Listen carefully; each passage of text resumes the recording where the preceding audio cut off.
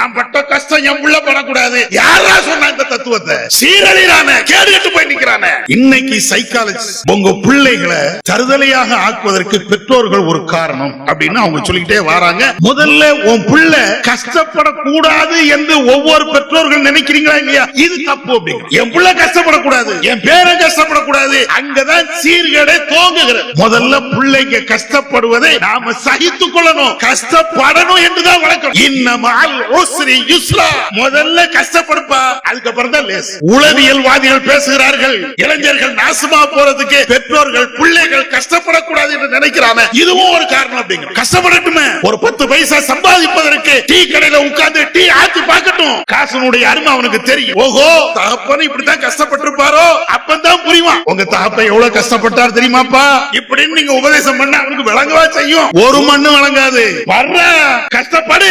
இது நான் சொல்லல, கண்மணி நாயகம் ஸல்லல்லாஹு அலைஹி வஸல்லம் அவர்கள் தன்னுடைய பிள்ளையை இப்படித்தான் வளர்த்தாங்க. கஷ்டப்படுன்னு தான் சொன்னாங்க, வேலை செய்யணும், பிள்ளைங்க கஷ்டப்படணும். என்ன கஷ்டப்படக்கூடாது? உலகத்துல எல்லாரும் இத பெரிய தத்துவமா நினைக்கிறது. நான் பட்ட கஷ்டம் என் உள்ள படக்கூடாது. யாரா சொன்ன இந்த தத்துவத்தை? சீரழிறானே, கேடுகட்டு போய் நிக்கிறானே. அவன் மேல கொண்ட பாசத்தின் காரணத்தினால அவனை நாசமாக்கிய சில நேரங்கள்ல நீ வாங்கி கொடுத்த பைக்கிலேயே செத்து போறானடா. அதுக்காக வேண்டி பிள்ளைகளை நடுத்தரல விடணும் என்று இஸ்லாம் சொல்லல.